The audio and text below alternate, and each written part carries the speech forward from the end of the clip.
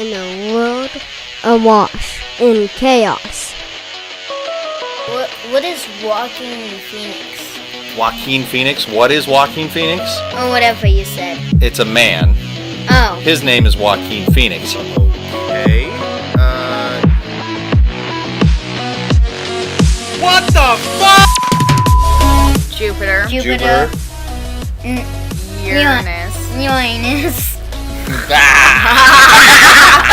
A group of brave heroes take on all things action. Season 3! Yes. Hi, guys. Welcome back to All Things Action Video Cast for part 2 of our conversation. A week, and we're wearing the same clothes. That's right, with Kyle. Of course, Kyle is the man from Knowledge from the Couch podcast. Thank you, Kyle, for being back on for a second part. For a second week. Dude. We waited a whole week. I went home. I went to work a bunch of times. Did my life. Came back. We wore the same clothes because of continuity issues. We were talking about continuity issues in the last episode. We didn't want to. So we didn't want to ruin our own continuity issues. So we decided to look exactly the same from part 1 to part 2, and that's what we're doing. No time travel tricks involved whatsoever. And it seemed like we were just starting to get into like the meat and potatoes, and then I said, we got to stop. It's been an hour. This thing's going to kill me if I'm trying to do this. So it'll take 900 hours to upload to fucking YouTube. It probably will. Because of the way that it is. Yeah. So you were just starting to get into something, and then I cut you off. Kyle, what was it? What were we talking about? All right. So you had mentioned. We're talking about James Gunn, Suicide Squad. Yep. And then you had mentioned because we were talking about how superhero movies Superman have or something like that. How superhero movies have changed a lot in the last however many years. And you were talking about Michael Keaton's Batman. Oh yeah, Aquaman. And then we came up to you saying, Raiden watches Aquaman the same way or whatever that you did when you're watching Batman in 1989 or whatever that movie came out, and you're like, what the fuck is this? Because you'd never seen anything cool in a superhero way really brought to screen like that. Like I can't even think of anything in popular culture that was a Superman. That was it. Really, it was just Superman before that. Christopher Reeves, Superman. Yep. I'm sure there were other ones that were out there, and I know that there were some failed attempts. Yeah, you had failed attempts. You had old TV shows like old Batman with Adam West was its own weird. They tried Spider-Man. They tried the Avengers. Wonder Woman. There's Captain America with a motorcycle helmet, foam shield, or the fucking Wonder Woman with what's her name? I think she was actually in fucking something recently, like Wonder Woman or something. She was just a offshoot character, which is kind of fun. So you were just about ready to say. Let's talk about Aquaman. Well, how'd you like Aquaman? Yes. So, and it's been that long since we've actually talked. Yeah. At least ad nauseum. Yeah. About this kind of stuff. Yep. So yeah, Aquaman came out. I got to tell you, going in, and I think that. Going back to Captain Marvel, that was the thing. Was I went in with too many expectations for Captain Marvel. I went in with zero expectations for Aquaman, and I was pleasantly surprised all the way through. Yes, it was one of those things where it started out good, and then it just kept getting bigger and better. And by the end, I was just like, this is what a comic book movie should be. And I agree. They nailed it. They did. And it was funny. Because when we talk about, let's just compare those two movies for now. You have Captain Marvel and Aquaman, two different universes, so they're not exactly apples to apples, but it's the same sort of thing. It's a superhero movie. It's a B-list superhero, and arguably Aquaman is more popular than Captain Marvel. I mean, really, most people know who Aquaman is. More notoriety. Most people probably don't know who Captain Marvel is in comparison to the other ones. But to be fair, when Marvel first started making movies, nobody really knew who the fuck Iron Man was. Right. Nobody really cared that much about Captain America. Everybody gave a shit about the X-Men and the Fantastic Four and the big names. Spider-Man. That was like the big thing in Marvel. So really, it's one of those things. And when I look at the two movies, in my head, they are very similar in quality in my head. I think Aquaman is a little bit better. Like like I said, Captain Marvel is a 7 out of 10. I think Aquaman is a 7.5 out of 10 in terms of like if you just objectively look at like the quality of the filmography, the action, all that shit. But like you said, you go into those movies with different expectations, And that's why Aquaman blew people out of the water, because everybody's like, I don't give a fuck. Like, this could be a total piece of shit, but at least I'm going into it going, it might be a total piece of shit. And then everybody's like, man, this movie's actually pretty decent. And all of a sudden you go from 0 to 80, and with Marvel, you started with 80 as your gauge, and it might have hit 80 a couple times. You're like, I don't know if this movie's very good, but they're similar. But you went to Aquaman going, oh, this is going to be garbage. Right. And then it was fucking not garbage, and it was really good.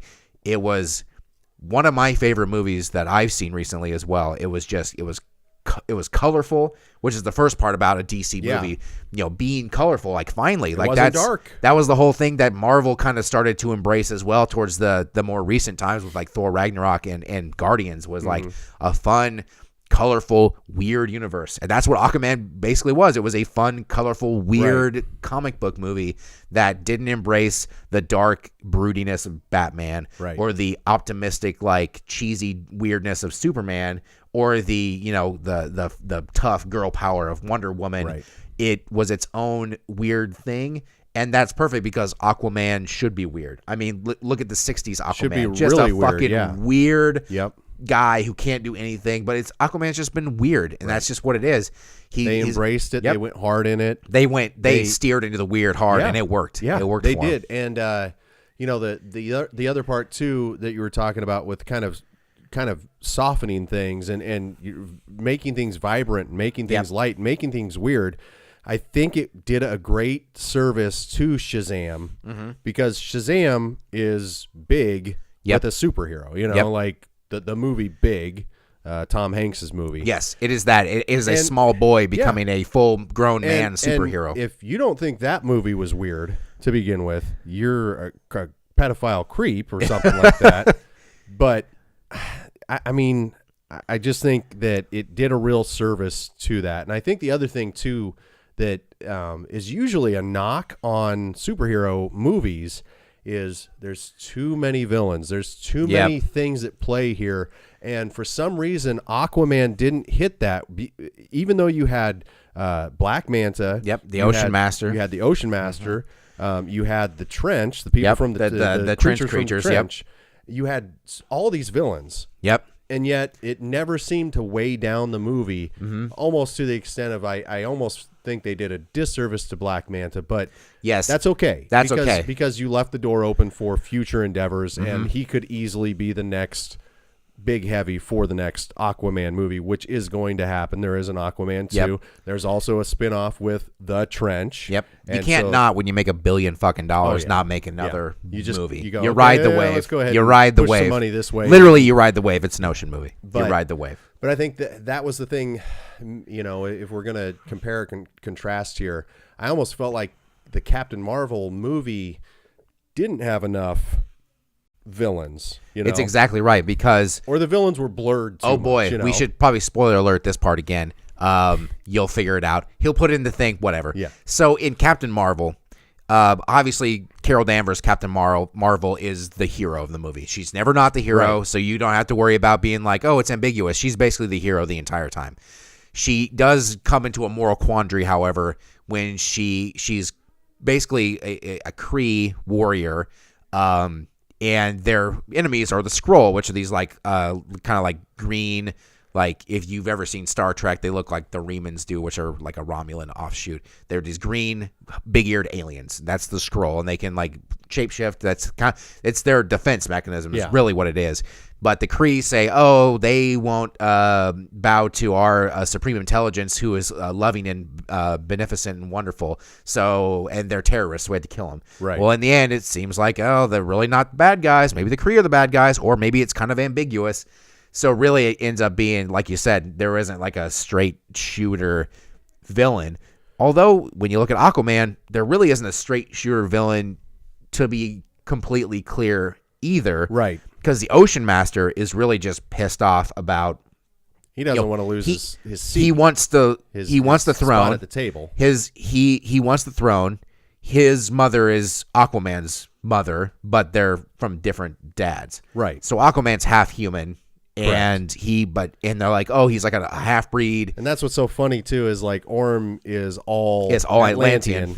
And yet so he's truly, not strong enough, and the funny part is truly, if you were to make an Aquaman movie with some like 90s executive like spin on it, like that guy would have been Aquaman. Patrick, whatever his name is. Yeah, he's a blonde guy. He looks like Aquaman, like Arthur Curry in the comics looks like that guy. I can't remember Patrick's last name. It's escaping me, but I love him as an actor. Yeah. He played Night Owl Yep. perfectly in Watchmen. He played Orm perfectly. Yeah. He would have played Aquaman Arthur Curry fine. perfectly. Yep. You know, Exactly. like, you're right. You're exactly But right. in the end, it's so funny too because you think that and you go, oh, this like blonde-haired, blue-eyed guy, he looks exactly like how Arthur Curry has always been like Right. put out in media.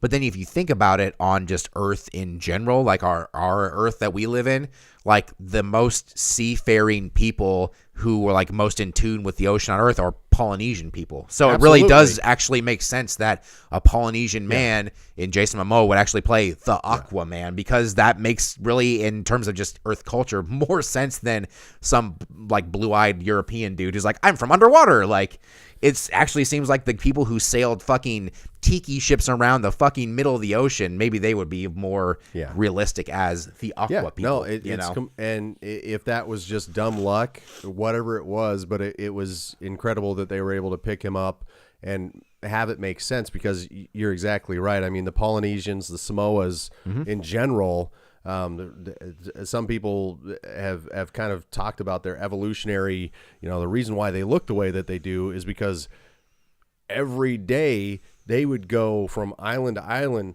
paddling back and forth all day, every day, just to go around to their networks of colonies, and communities.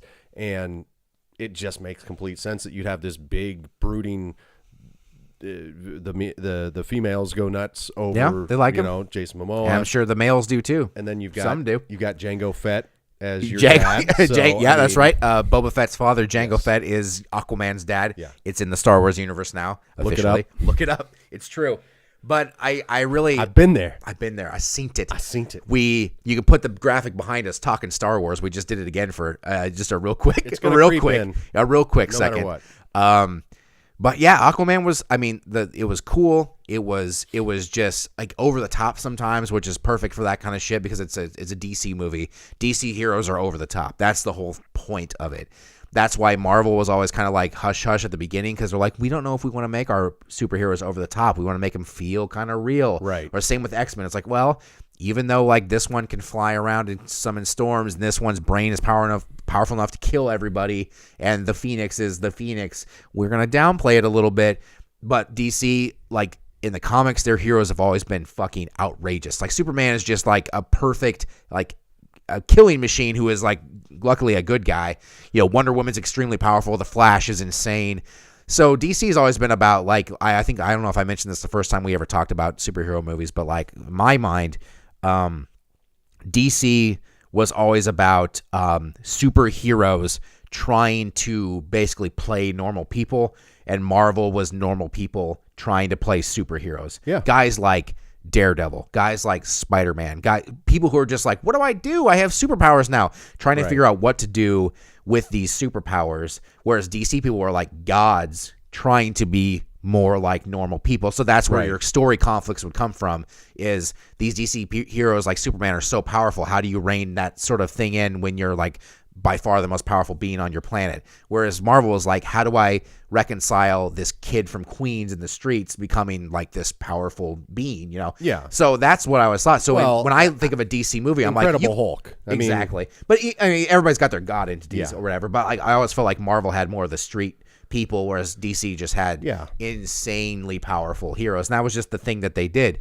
They obviously have their own street people too, like fucking the Joker and Harley Quinn are by far not powered, but they, it is what it is. But that's the general idea that I always thought about those two. So if you're making a DC movie with a hero who's powerful, it should be fucking nuts. Like it should be just outrageous. And this movie was just outrageous, and it was perfect. No, it was perfect. Aquaman, I really enjoyed, and just going back to like the choices that James Wan made stylistically in that movie, having the foot soldiers wear all white, for some reason that just, it hadn't been done before in a comic book movie.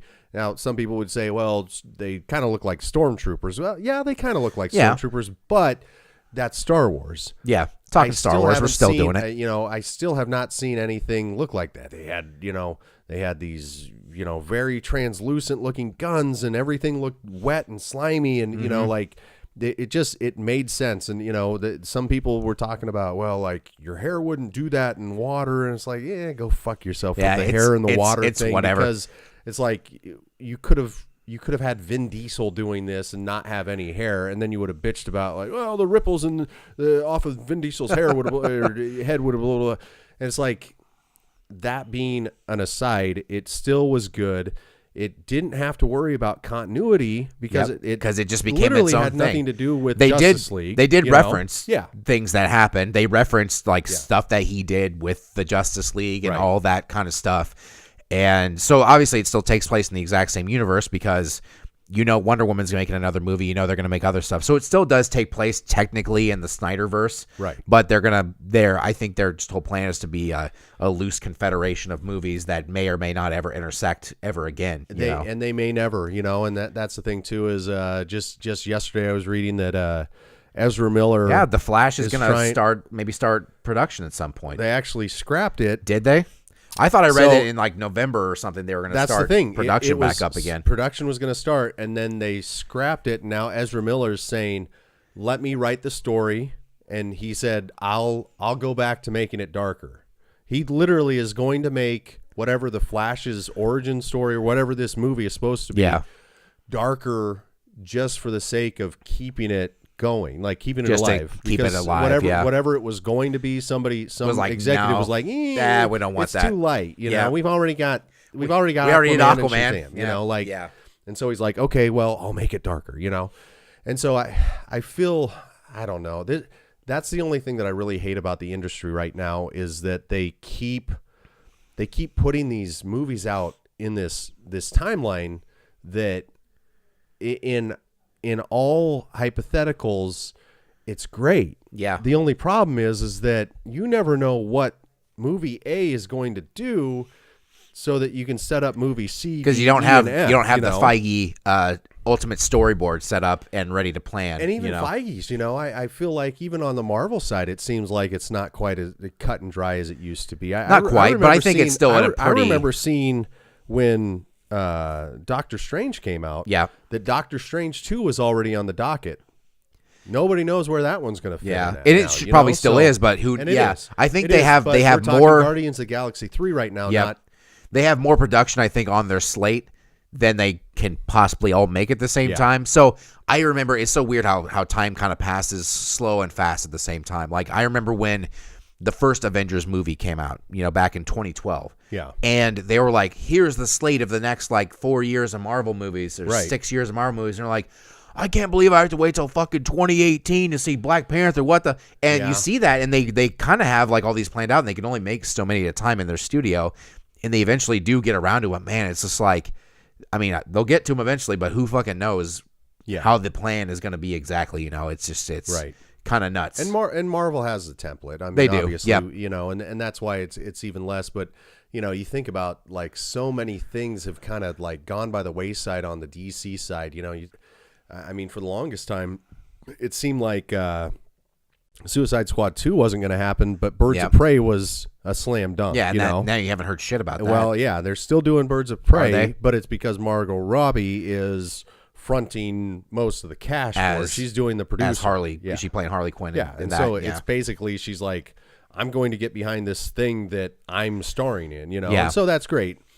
That's the other thing too is, I'm really surprised Dwayne Johnson, and maybe this will happen now that Fighting with My Family or Wrestling with My Family was a hit, is maybe he'll start going, okay, it's time to do this Black Adam thing. I was going to say, happen ever. So he must not be in this Shazam movie. It doesn't sound like it. Wouldn't that be fucking nuts if he just showed up as Black Adam? Like, what the fuck, Well, bro? even like a cut scene, right at the end, like a post-credit scene. Because that's really the whole thing is with Shazam's biggest enemy is Black Adam. Yeah. That's those two, That's the thing that, I'm so glad and fortunate that they are coming out with Shazam and that it's going to be this something. I can tell it's going to be a fun thing. It'll be decent, But I also feel like it's they're really not going to really touch on some of the most important parts of Shazam as a comic book hero. Yeah. And I still am not sure exactly who the villain is in that, but it'll be fine. But the fact of the matter is like, if I were to be the one pulling the strings at DC, Yep. Black Adam, you bet your ass would be in the last third of that movie. For you know? sure. Or Like, at the or very the least, first third of the movie. he gets and teased goes enough to away the or point whatever, where it's just like, yes, because when you think of Captain, or I'm going to call him Captain Marvel, that was his, funny enough, when you talk about Captain Marvel, a lot of people realize that for a long time, Shazam's name was Captain Marvel. That's true. And they changed it to Shazam because of Marvel being like, we're going to kind of go ahead and co-opt that name completely for our character and our people.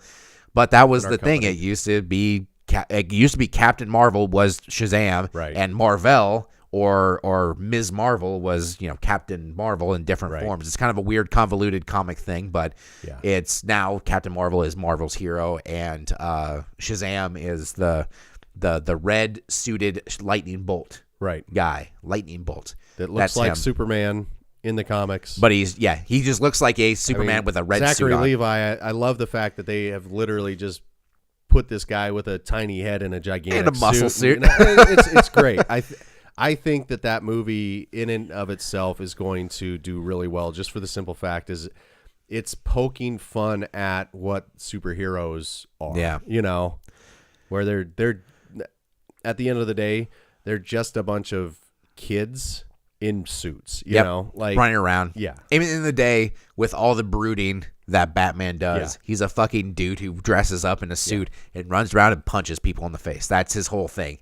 Like, it's sad because his parents got killed. It is sad that Negan, his dad, was murdered. And Lori. And Lori, his mom. Speaking of The Walking Dead, we talked about The Walking Dead. I think the last time we did this. Yeah. We just started finally watching this current season. I think we've got like 2 episodes down, so we can't really talk about it much. I haven't even watched it. It's just I haven't watched it, and I was excited about the Whispers. You were more excited than I was because you were like, "Are you going to watch it?" And I said, "Well, we had that long discussion about how we think it's taken a turn for the worse and just kind of become shittier, and that you've just completely." That network has saturated itself with The Walking Dead. It has pinned its fate on The Walking Dead. AMC just lives and breathes that shit. Full disclosure, so it came to be that week that they started it up again. And I looked at Fran and I said, "Hey, you want to watch this?" She said, "Not really." Nah, not really. I said, I don't either. Yeah, I don't think I do either. And I don't like and. Man, you talk about someone who's the biggest fan of that, Yeah. Like I've read all single all the book. comics. You are dedicated. You know the lore, and it's just like I don't know, man. Where's it's crazy. the feelings, the joy that you used to get out of watching that show? Like there is no joy. It's weird. Yeah. Like I remember first watching that show. Like I didn't watch it from the very get-go. I remember you were one of the big fans who knew it was coming on TV. Yeah. And I remember around having that Halloween of conversation whatever with you years guys, that was, like 2009 or something, Halloween, and you're like, this show's coming out. It's And fucking gonna be awesome. Yeah. The And comic books are and awesome. the thing was, it was kind of a niche show because it was AMC. Right. They had already made like Breaking Bad Bad, at that point, or like started it like Matt. Right. Like it was the whole thing where it was like, oh, AMC's gonna making this zombie show, and then it came out, and the first season only like 6 episodes or whatever. Right. But it was just like this eerie, weird, fucking like when you watched it, you were uncomfortable. It was like gritty, and it just made you feel like, oh my fucking god, this is some shit. Yeah. And I didn't see it from first, but I remember after that happened, people just were like on the bandwagon, like this show is fucking nuts, like you said it was gonna be. So Like I think you said, somewhere it's like nothing you'd ever seen before. towards the end of the second or into the third season, like Emily and I started to watch it finally, which is pretty far back when you think about it now. So we caught up on Netflix, watched it up to the point, then started watching it on AMC as it aired. Mm-hmm. And I remember when we first watched it, it was must see TV. Mm-hmm. Like we would watch it live. Like we would get ready. That was Sunday night. Yeah. It was time to watch Absolutely. The Walking Dead. It's on right now. We turned it to it. We'd watch it. We'd suffer through the fucking commercials just so we could watch it as it was happening. And we would watch it, and you would feel uncomfortable, and you would get like the pit in your stomach when you knew some shit was going to happen or somebody was going to die. It was really eerie. None of those feelings exist anymore with this show. They're just gone. I was like, I don't give a shit about this anymore. And I remember it's really tough because I really, really like that show. Yeah, and it's not for a lack of casting because like Negan, Jeffrey Dean Morgan is perfect. When they first announced it, I'm like, I don't know. And then I saw him do it. And I was like, perfect. All right, this is Negan. Yep, nailed it. And some of the other characters, like I don't remember the guy's name. God damn it. The guy who does Ezekiel, the king. Yeah. Perfect. Nailed it. Like Kari Payton. Yeah, Kari Payton. Thank you. And he voices a guy in the Batman Arkham games of Azrael as a comic book character. So to whoop it all back, Cyborg from he Teen does. Titans. He does. So, Kari Payton's he's a nerd at heart. He's involved with. He's awesome. He's awesome. The superhero stuff. And so they've always done a good job of casting. It's never been a problem with the casting. It's Glenn. Perfect casting. And, perfect. And even Carl, even though he grew up too fast. But it is what it is. Yeah. I think it's one of those things where had they just stuck to the actual comic, they would have been fine. And that's and I get it. There's a lot at play there. I could sit here and say like, yeah, they needed to do that. Well, let's take into account that there's money involved. There's actors and situations and home life. Like, I feel bad for Andrew Lincoln. The guy is. Do you though? He's real rich. Well, I feel bad being a dad. I feel bad in the sense that I feel bad when I'm gone for a few days away from my kids, from your family. Yeah. Even if I'm doing something like making money, and it's for my kids, it's still one of those things that's still out there because at the end of the day, you never.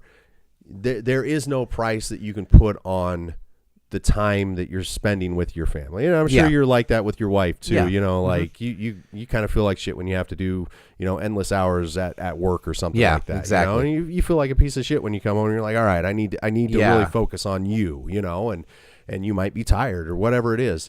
And so I think that in that regard, I feel bad because financially he's set for the rest of his life. They're set for the rest of their life, but they're always going to bring up that like, oh yeah, Dad, you remember that time where Daniel took his first step and you were in Georgia filming The Walking Dead. You were up to your waist in sewage, So there's that part of that.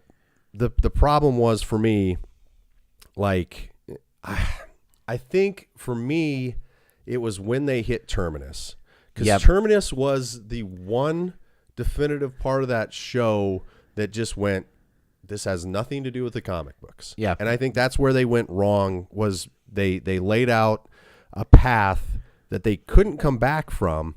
And the other part is like, as soon as you bring in cannibals, that's a hard sell for a lot of people. Like they can suspend belief with the zombie thing. And like you were talking about, I found out something incredible today about Kyle. He is not a fan of horror. So no, the fact not really at all. The fact that you got into The Walking Dead is a great thing because it brought people like you and who are like, all right, I'm going to fucking muscle through this. But a lot of people, I think, draw the line when they're like, oh, there's people eating people now. And then a lot of people talked about the blowback of introducing Negan, where it was just like, oh, this is just brutality for the sake of brutality. Well, Negan's part of the comics, so I'm never going to shit on that, you know. But I can understand, like, and his part of the comics was basically almost like frame for frame, not really, but very close to like the death of Glenn. Was part of Negan's introduction in the comics. Now, of course, they had Abraham get killed in the show as well, whereas in the comic it was just like kill Glenn. Glenn was a main character. Nobody fucking saw it coming, and they just bashed his brains in. I'm like, well, that's the end of Glenn. And I was like, Jesus Christ. Yeah. So everyone knew it was coming, but it was still tough to watch. I remember my wife saying I was really uncomfortable watching that. Like, it was brutal, and I felt it went too far. And I was like, well, you're not wrong, but it is what happened in the comics, so you really can't be like, they just made it brutal for brutal's sake. It was brutal like that on the page, too, with the eye popping out of the socket. That was like a clear callback from it was the way pages worse of the comic. It was way worse in the comics, too. But I think that the other part of that, too, is we're now in the era of good suspense shows, good writing. You never know what's going to happen. And that also means you never know who you're going to lose. So Game of Thrones, like I still haven't yet to get into that, But Game of Oh Thrones boy, is- you should, my dude. yeah. And- We are way into it. Yeah, and Game of Thrones, that's what I've heard. It's an incredible. It's wonderful, yeah. But it's another one where it's like you never know who you're going to lose, when you're going to lose them. It could come, and it could just be the most ridiculous thing ever, or it could just be like now they're gone, And that's the end of it. Yeah. And so shows like The Walking Dead, it hadn't been done like that before. Mm-hmm. Anytime you killed off a major character was a big deal, Yep. like a huge deal. And this was the show that forced you to just move on with your life. Yep. Just like in real life. Yep.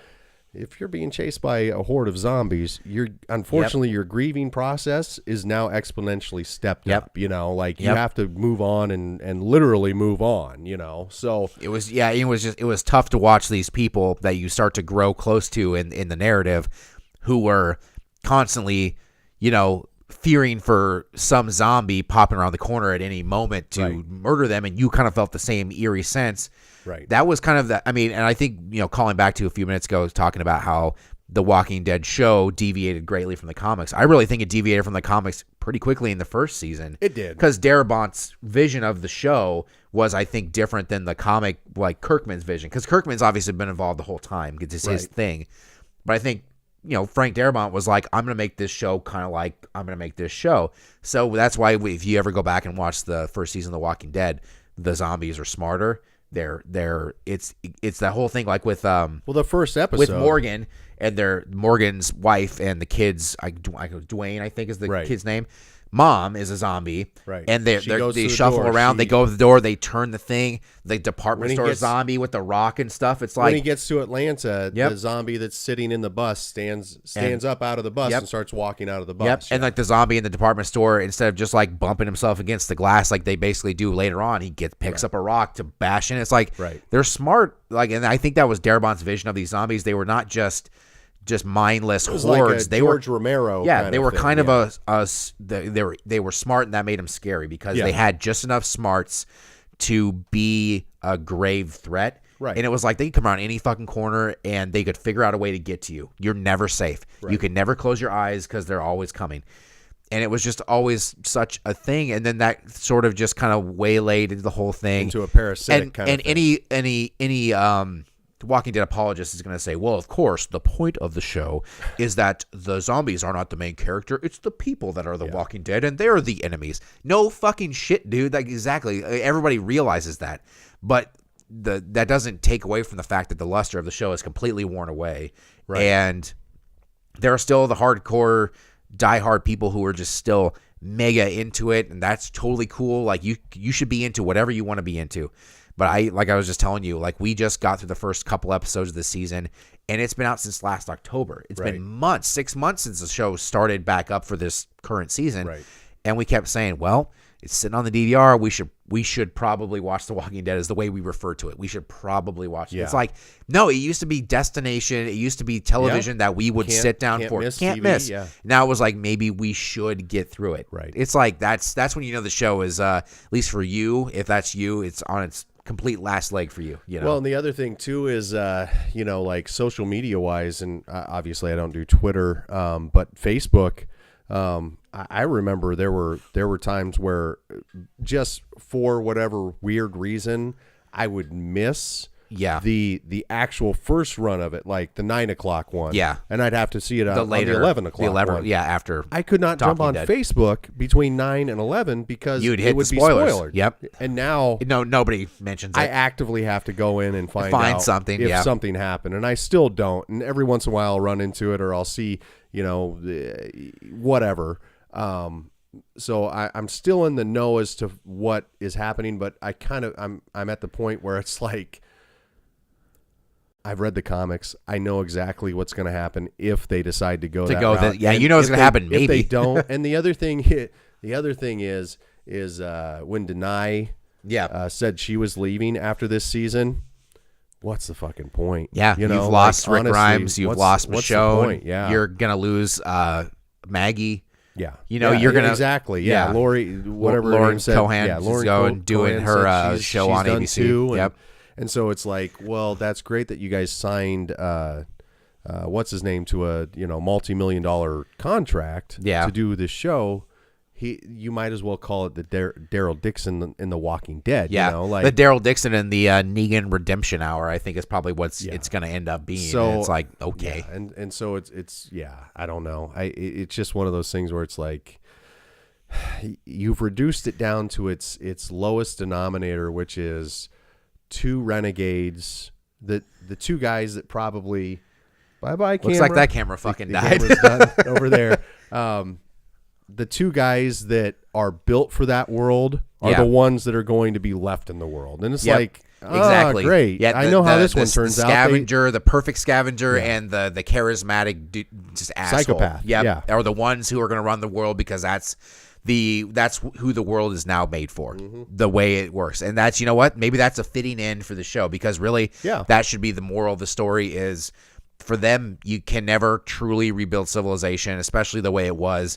The world has changed. This is who runs the world now. It's the Daryl Dixons and Negans of the world.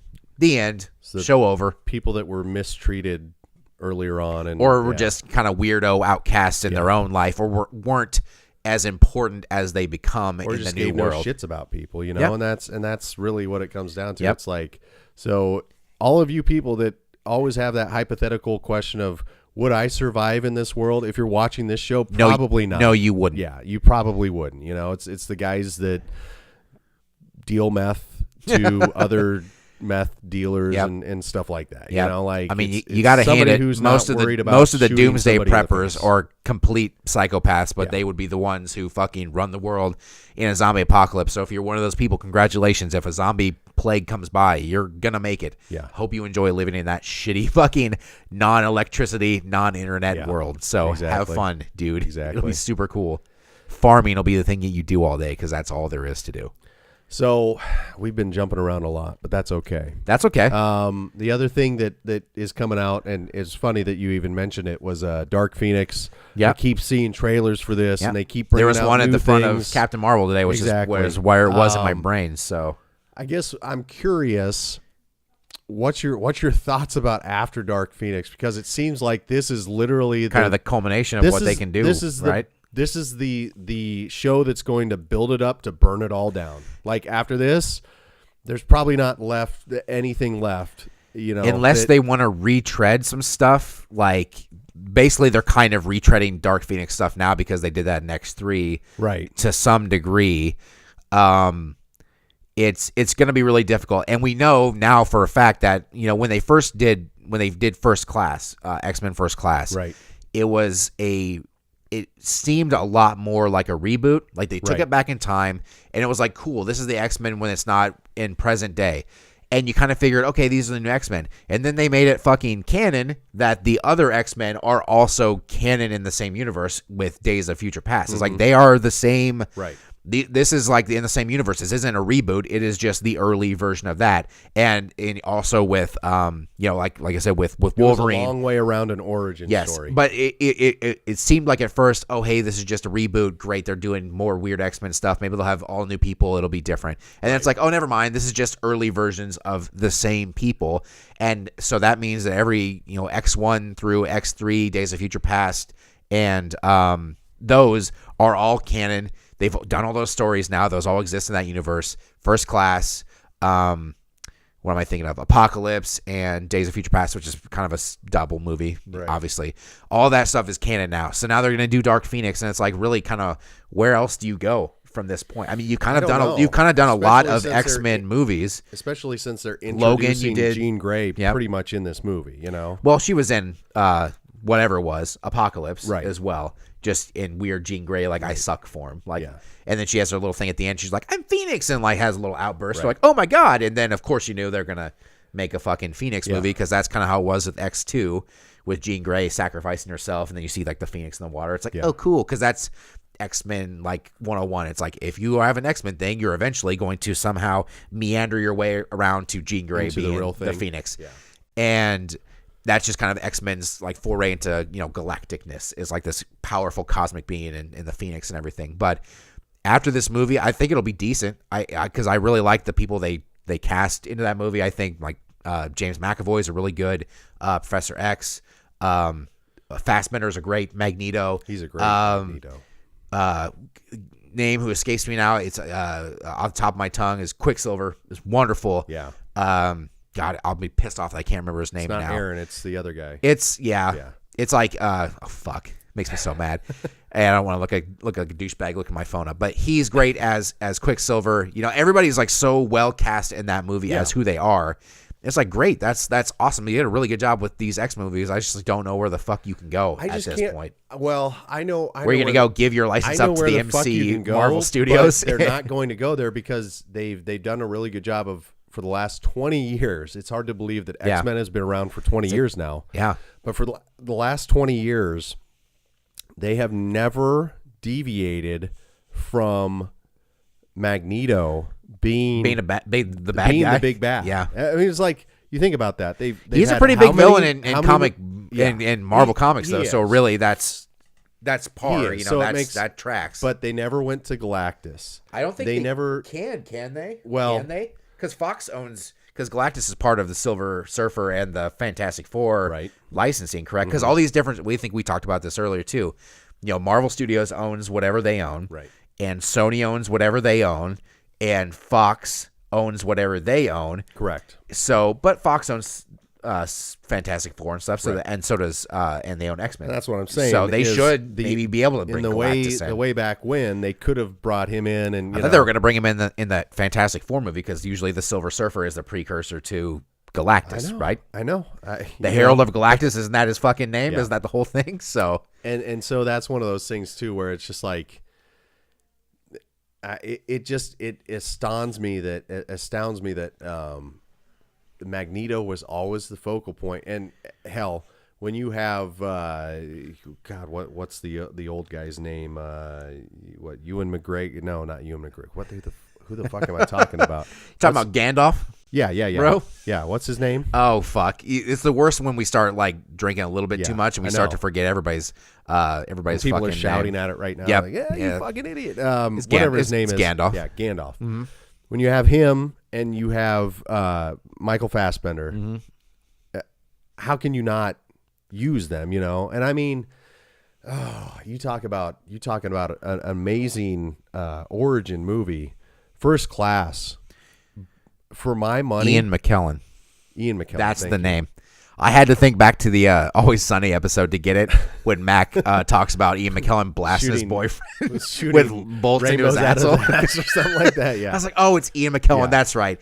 Thanks, Rob McElhenney. I remember your name faster than I remember a fucking wonderful actor's name. But that's great. But First Class, honestly, is one of the greatest origin stories, and Fassbender in that movie. It's well done. It's heartbreaking. Yep. You know, like I remember X1. Yep. And X2 kind of gets into that X2 was storyline dope. too. Still the best X-Men movie. But seeing Fassbender do it, you know, and kind of going through it again and everything too, you know, and Days of Futures Past was excellent. As well. They've done a really good job with that franchise. So it's going to be sad when it finally ends, and I think that it's finally going to end with this one. And I think that if Sony were smart, they would just literally just burn it all down. You know, I mean, honestly, because your iteration is not going to be the same as what is on Marvel's plate. You know, what Marvel. I have a hard time believing they're not going to put Wolverine in the blue and yellow when he goes over to that, but who knows? So do you think the X-Men are going to start trickling over into Marvel Studios' movies? I still think there's going to be one X-Man in Endgame.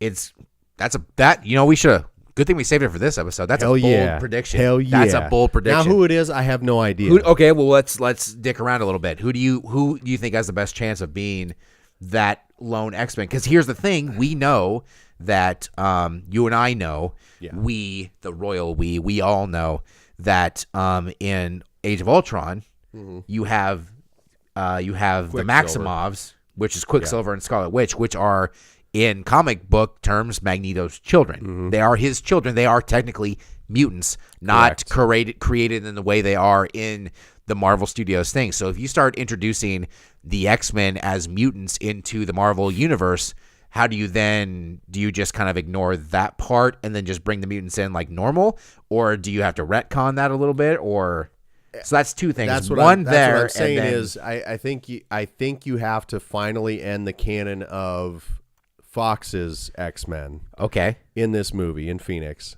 And if I were writing and you said we need someone who can find, like, especially since Fury's gone, yeah, we need someone who can find these heroes to help us.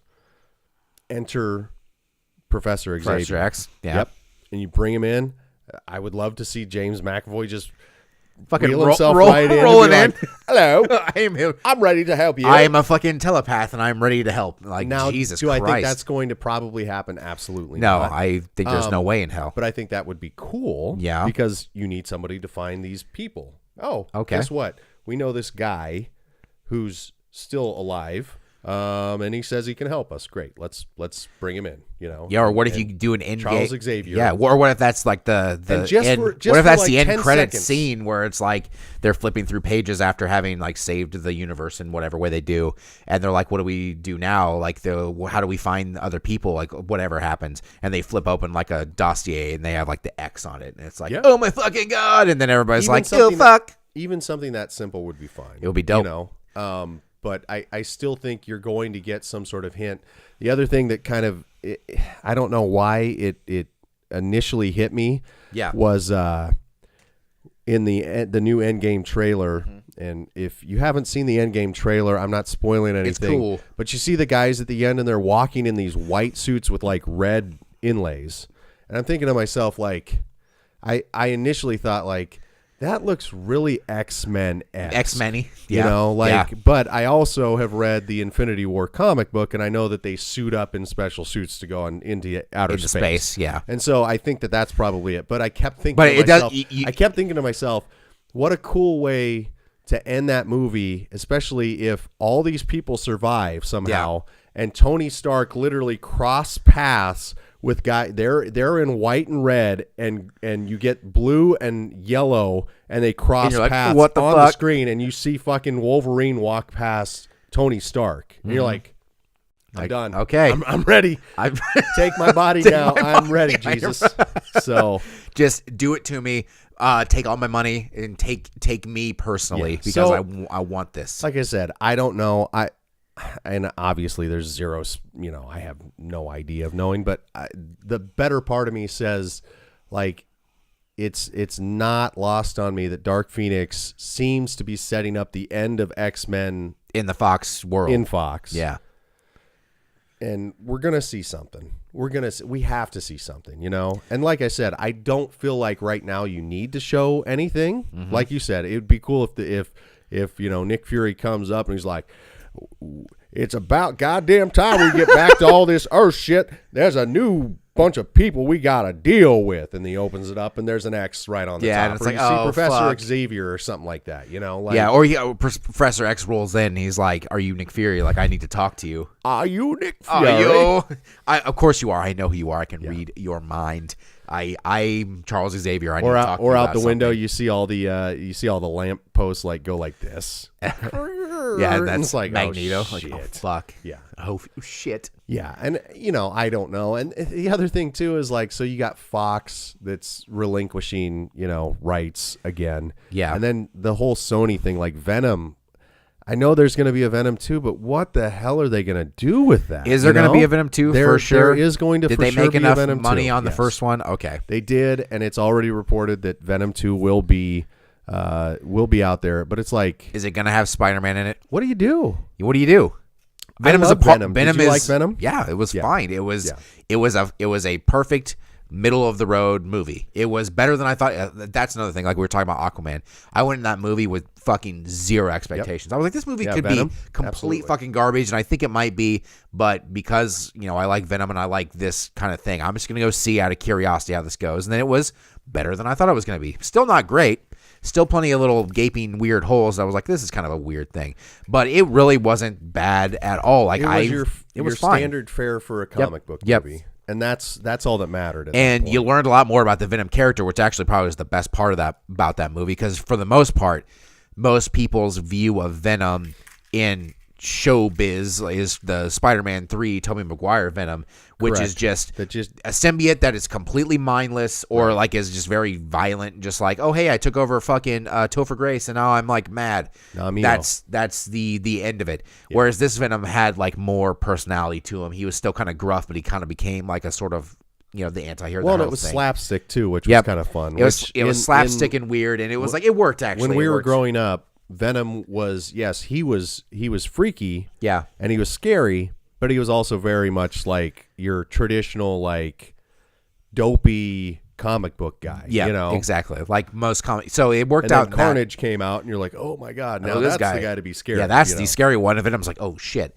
But the whole thing in my head is even though we love all that stuff about Venom, in its form, in the way it is, it's a Spider-Man villain. Like Venom is part of. He's designed and so like Spider-Man for a reason. That's the whole point. Is Spider-Man should at some point be in that universe, or he needs to be in Spider-Man's universe. And that's what would be crazy, is if Marvel could somehow wrangle Venom over into the movies. But again, like I feel like there is going to be a point of saturation, you know? And we're nearing it very quickly. Yeah.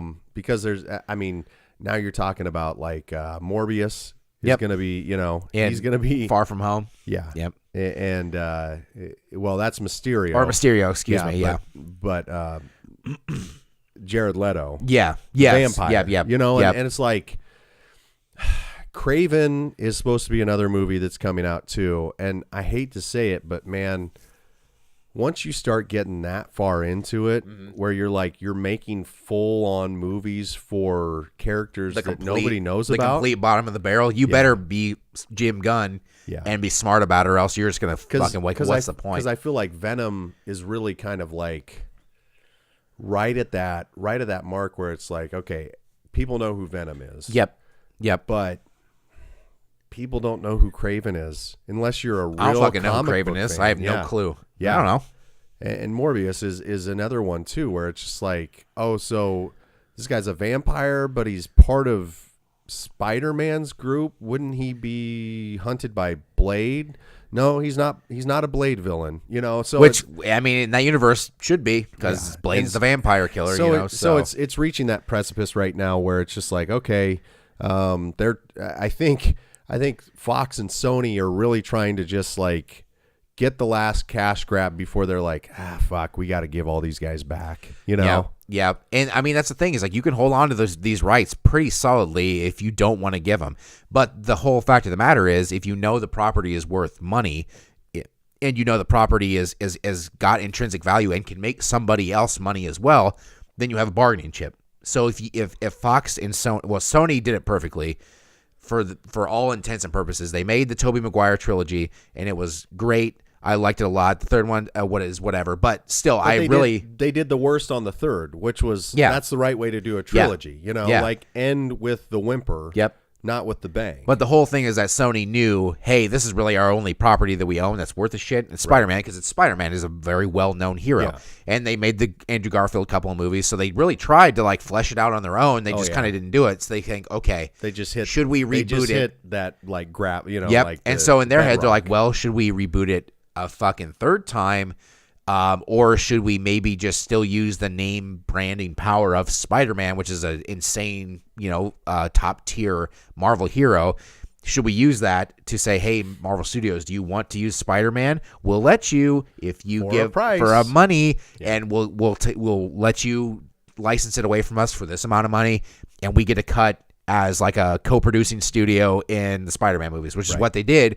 And it worked out perfectly because they made a shit ton of money off of something they didn't have to fucking do anything for. So it's just like, eventually these studios will, if they're going to sell their stuff off, they're going to sell them off. But if it sucks, they'll just hold on to it because who gives a shit, you know? Yeah. So and I think that, the Fantastic Four is a great example where they just can't get the thing off the ground. They can't get it right. It's tough. And so at some point they're just going to be like, yep, we'll sublet it out. Yep. With you guys to Marvel Studios to see if they can make something out of it. Because man, you talk about one character that absolutely has to be part of the Marvel universe in the next the next phase. Reed Richards. Reed Yep. Richards. And I don't know if you need to do an origin story again under the Marvel property, but I also think like you might as well bring all 4 of them in if you're going to bring one in. Yeah. Because they are a package. They're a unit, package you know? deal for sure. Yeah. And so like A lot like the X-Men are kind of a package Yeah. fucking deal too, really, when it comes down to And I it. think if you're going to get Reed, just bring them all in. Yep. Have them ancillary, kind of like a Guardians of the Galaxy kind of thing. Yep. And I don't know how the next phase, whatever this phase is now, goes ahead without Reed Richards at least being part of the conversation. Like you were talking about in the last episode, focusing on Doctor Strange would probably be the smartest thing because he is kind of Reed Richards, but with better abilities, mystical really. powers. Yeah. He's like a genius doctor, and he works with the arcane. Whereas Reed Richards is like a genius doctor who works with like science and stuff, and he's like stretchy powers, whatever. But he's like his whole shtick is he's like smarter than shit. So Correct. he's just he's a perfect foil for a lot of the other like more brute characters. It's like you get different level. That's Marvel's whole thing. Marvel loves geniuses. Like Tony Stark's a genius. Reed Richards is a genius. Fucking Black Panther is a fucking genius. Everybody's a genius, like level intellect, but they all have little different powers and stuff they bring to the table, and that's like their whole power grouping of guys and stuff. But in the comics a lot, they bring Reed Richards and those guys in to like deal with important stuff like the Infinity Stones, and he's not around in the universe, and they seem to have been doing okay without him. So yeah. I mean, but I think that's also organic too. Yeah, you got to find a way to just kind of shoehorn it in, and I would trust that they would know how, but maybe they don't know how, and then they just like, well, fuck it, we'll just do it with all these other characters that we have. And Yeah, we'll see and how it I goes. mean, hell, they were able to make the Avengers, without some of the biggest players in the Avengers. Without Spider-Man, for years. Yeah, so I mean, it all works out in the end, and they'll figure it out. But it would just be nice to get to a point where everybody's under the same umbrella again over there. Yep. I think that as far as like getting away from this, one of the things that's really kind of hurting right now the industry is the oversaturation of comic book characters in comics. Yeah. They're talking about how Marvel basically the worst thing that ever happened to them on the publishing side was going to Disney, because Disney doesn't see the like the value in paper comics. in paper comics and actually making new stories about characters, because they're like, oh, we can just use what you guys have written in the past. Yeah, but all the writers are always saying, well, yeah, but if you do that, eventually you're going to run out of material, so you need us around to continue to make the stories that people whatever. Well, and a lot of the comics that they're using as canon for these movies are ones that were written a long time ago. Yep. It's not. It's a lot of retreading of some old stories. Yeah, for it's sure. It's not a lot of the new stuff. Where on the DC side, there's actually been parts of newer comics that have crept into some of these movies, and some of the parts that we actually enjoy in these movies on the DC side are actually pretty recent. Yeah, speaking of Aquaman, like the trench creatures are like straight out of the new 52 Aquaman. Correct. Like it's like fucking the same exact trench creature. I'm like, geez, like that was one of the things that I've never been much of a paper comics person, right? Because when I was younger, I didn't buy them much. Like you probably were more of a comic kid when you were younger and had paper comics, and I know you do that a lot, really good with Raiden, like buying him comics that he can like physically open up and read. I was never like that, so I never developed this. I never really ever developed this sort of buying paper material thing.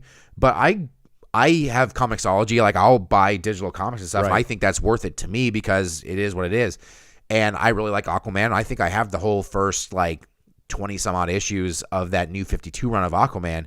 And I remember reading it and being like, wow, this is really good. This is cool. And then seeing it on the screen, I'm like, Jesus Christ, it's the same fucking thing. It's like almost page for page. And that's new Aquaman. And they're going to make a whole movie of it. And guess where the source material is coming straight from? Something that was written just straight a couple of years ago. Jeff Johns, I think, is the one who wrote that. Just a couple of years ago. And that's what's kind of cool. And so, and then you talk about like, I'm trying to think of what else is out there too. But there's stuff that I think they're going to be using if they ever get to the Black Adam movie and stuff like that, from like New 52 and from Injustice and stuff like that. Yep. And even Batman stuff like Injustice, whole another thing that has been invented that it's like amazing, you know, just crazy. Correct. And they talked about, Flashpoint. Yep. Ezra Miller, his stuff.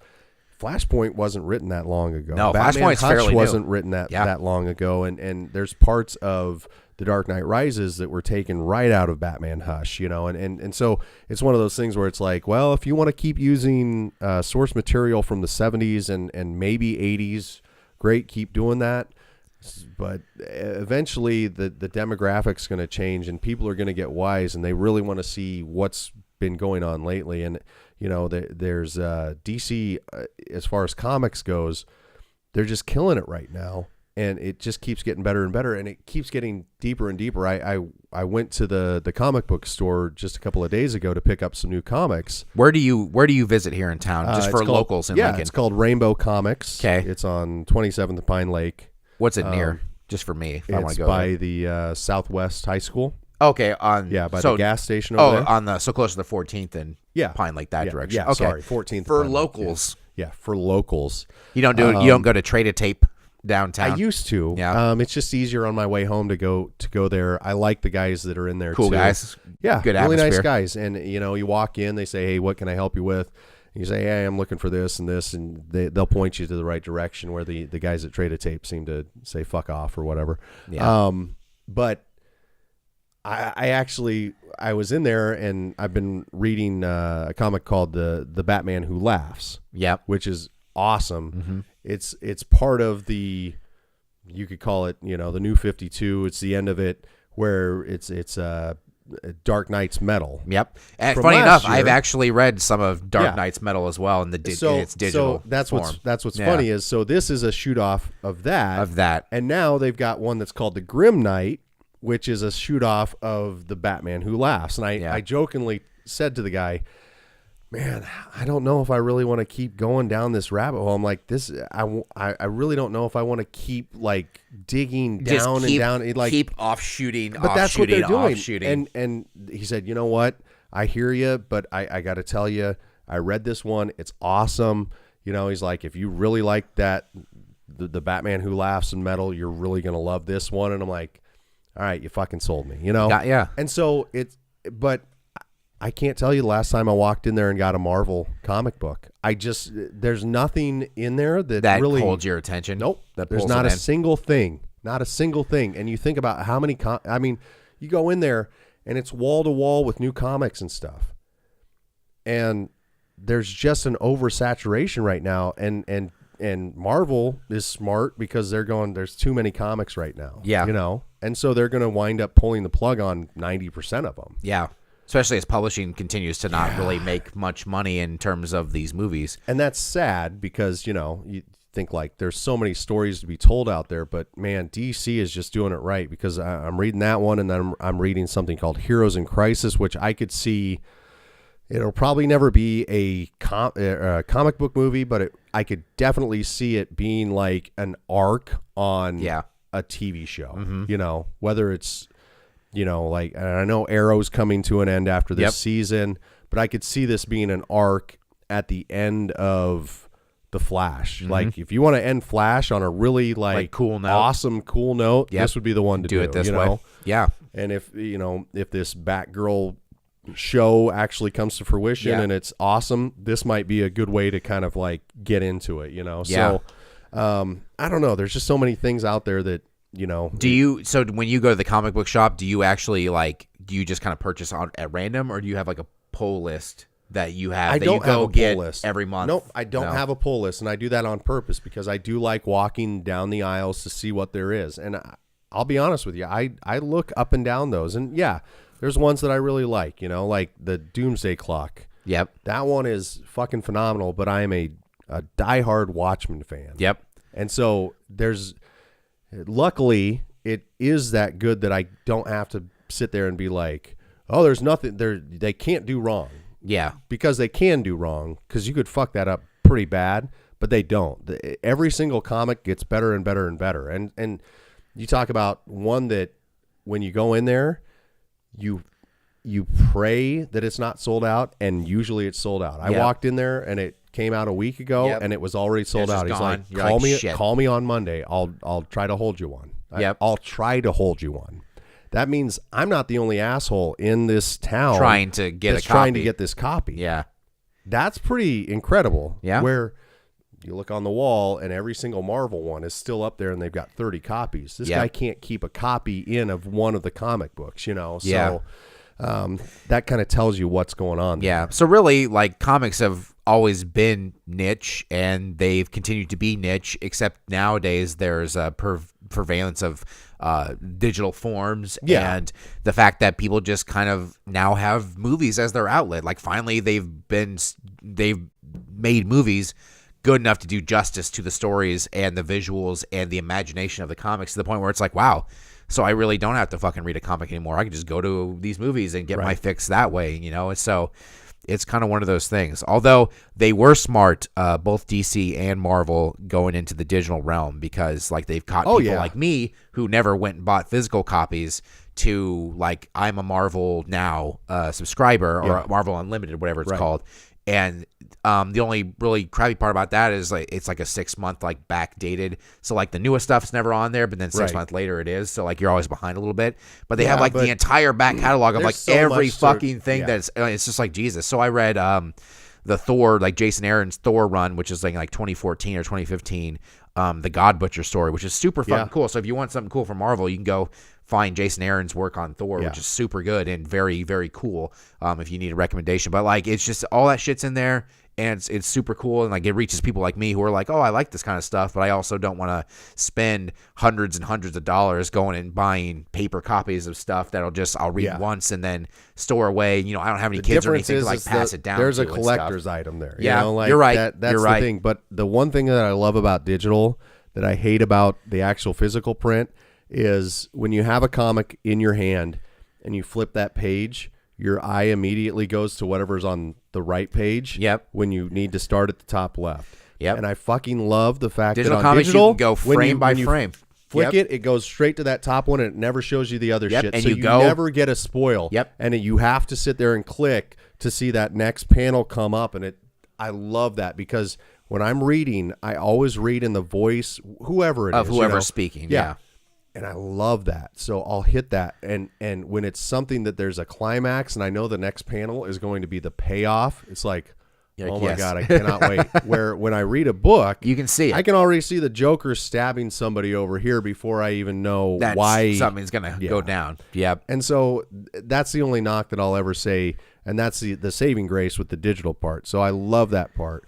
But yeah, I also love the fact that when I close that book, I keep them nice and pristine. I close that book, I put it in my box, I keep it there, and I say to myself, if I'm lucky, this thing will be worth $15-$20 in about 20 years, you know? And so, and who knows what I'm going to do with it. Or even then, like, the best part for you is that you have, you know, a son and a daughter who are into cool stuff like that, so you can share your love of that with that. Whereas me, it's just like, oh, I'm just curious about what's going on. I want something to read. So we're also in the world of mass distribution and reproduction and stuff like that too. So it's one of those things where it's like, a lot of times nowadays the only way that your thing is going to make any money is through attrition.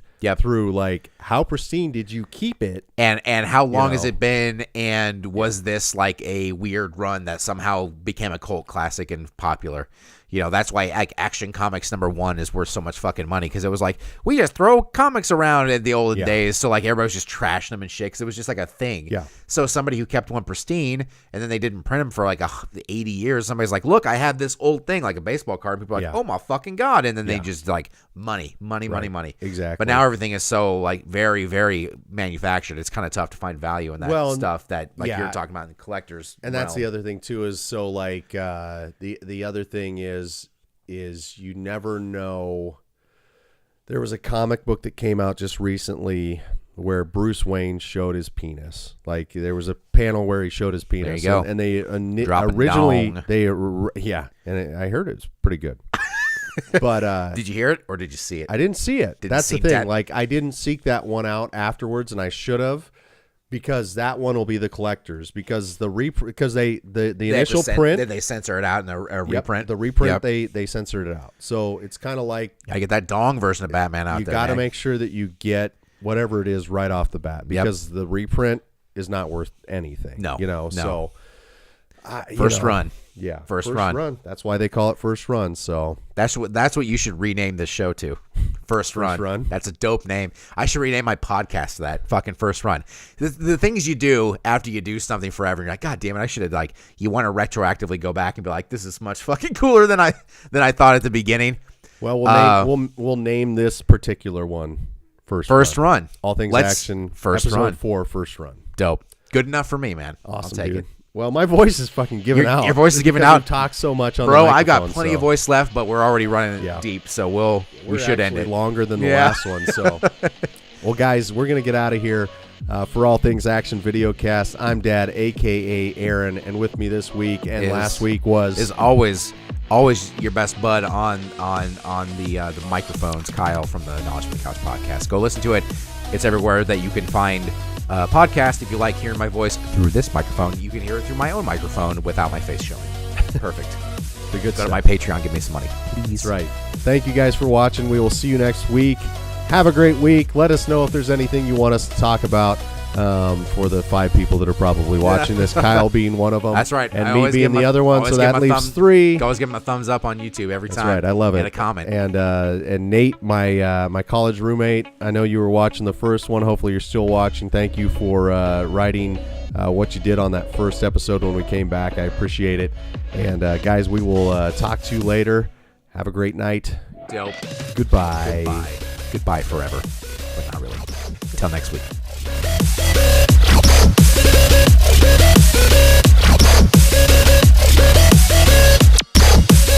I'm a real garbage man.